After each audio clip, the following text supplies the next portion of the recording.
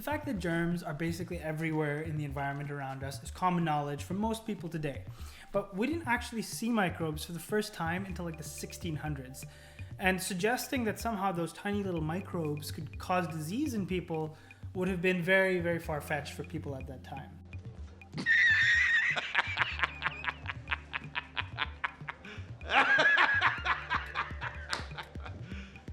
You serious? People, of course, did realize that if you were near somebody who was sick, you were probably going to get sick from that person.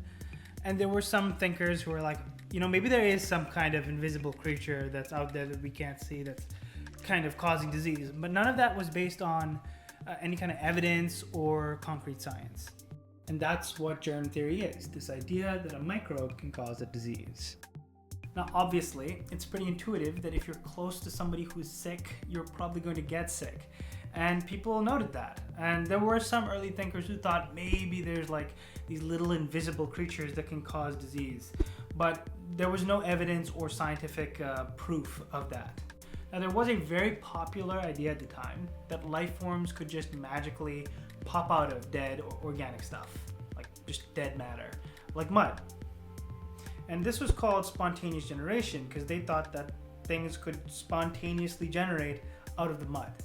So to a person in the 1600s, that seems pretty logical because lots of times they saw life forms just pop out of nothing.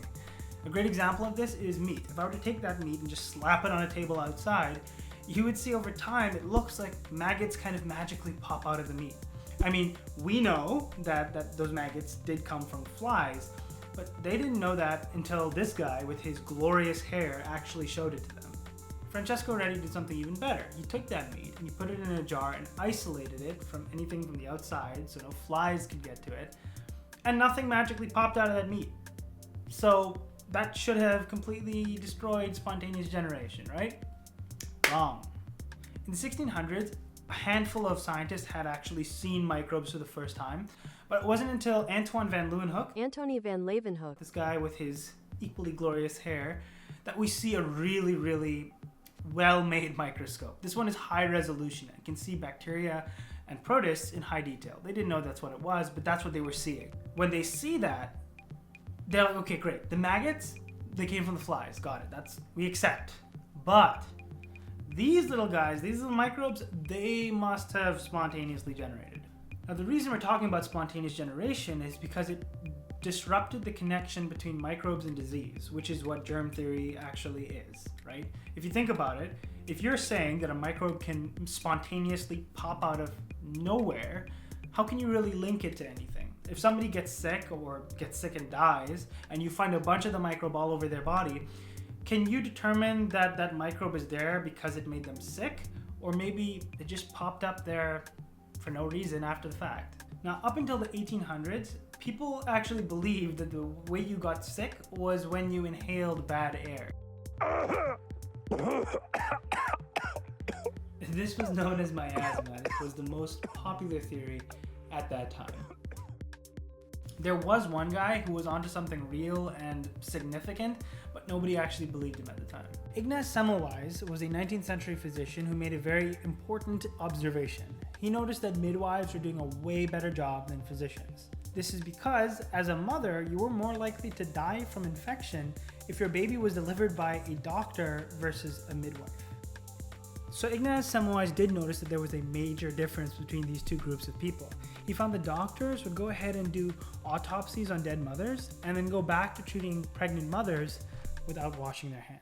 Now, that is going to seem ridiculous by today's standards, but you have to understand that at that time there was no idea that there could be a little creature that could cause disease. Germ theory was not a thing yet. So Semmelweis does something very simple. He just makes all of the physicians under him wash their hands, sanitize their hands before treating these pregnant mothers. And they do it, and the death rates drop below the midwives. The problem is this was still such a radical and new idea, so his ideas weren't really accepted very easily. Now, we're still in the 1800s when the famous scientist Louis Pasteur, back there judging me over my shoulder, comes in and actually is able to disprove spontaneous generation once and for all, and also lay the foundation for germ theory. So Pasteur does a very simple experiment. He takes a bunch of these glass flasks and he fills them with a nutrient broth, which microbes just love to eat and will live in happily. And then he boils those flasks so that they're completely sterilized and nothing is already living inside of them. And he leaves some of those flasks completely sealed and sterilized, while the others he just simply cracks open. Now it turns out that when he cracks them open, they're now open to the environment and things can fall in, right? And it's these opened flasks that actually become cloudy and start to grow microbes in them. The ones that were left sealed grew nothing. And so he was able to show that clearly nothing just magically pops out of the nutrient broth.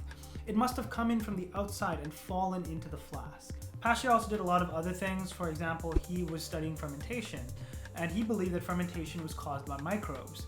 So when alcohol makers and winemakers would call him and they'd be like, our wines are going sour, he would actually call these wines diseased, and the way he'd cure them is simply by heating them to the point that all those microbes die, which we now know is a process of pasteurization. Now, there is a surgeon who was actually really impressed by what Pasteur was doing. His name was Joseph Lister. And so he's like, okay, that actually seems to make sense. So what I'm going to do is I'm going to sterilize all my surgical equipment here before I do surgery. And he does that, and he finds that the post-surgery infection rates drop. So yet another piece of evidence. Okay, so germ theory is finally solidified by this guy, Robert Koch. And what he does is he kind of presents this set of criteria that, if fulfilled, show that a specific microbe can cause a specific disease.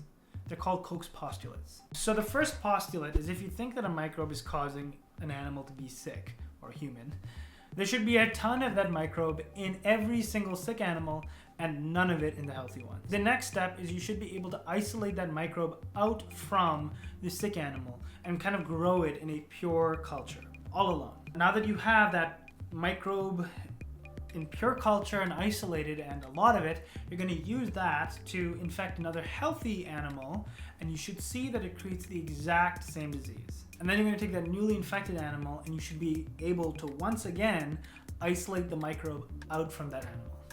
Now, Koch actually used those postulates to figure out what microbe was causing anthrax. He also showed which microbe was causing cholera and tuberculosis. Now, there are important limitations to Koch's postulates. They're not perfect by any means, but they are amazing for the time, especially because what they showed was they showed the scientific community that a germ does cause a specific disease. And there are many, many experiments that come after this that boost medicine and microbiology to the level that it's at today. Now, I couldn't cover every single person who contributed to this process of discovery. This spanned a few hundred years, right? But it's all these people who take us from this place where we're vulnerable to these attacks from these invisible forces of nature, like bad air, for example, to a place where we have individual control over protecting our bodies. You can wash your hands, for example, or where you can have a life-saving surgery without getting some kind of life-threatening infection, or where you can have your favorite foods and drinks and you can store them in your fridge without getting sick.